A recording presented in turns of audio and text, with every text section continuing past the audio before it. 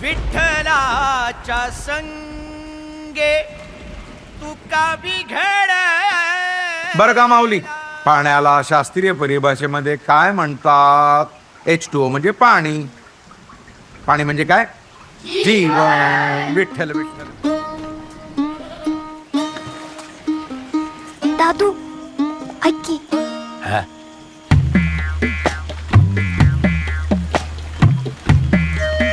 जपून ये रे.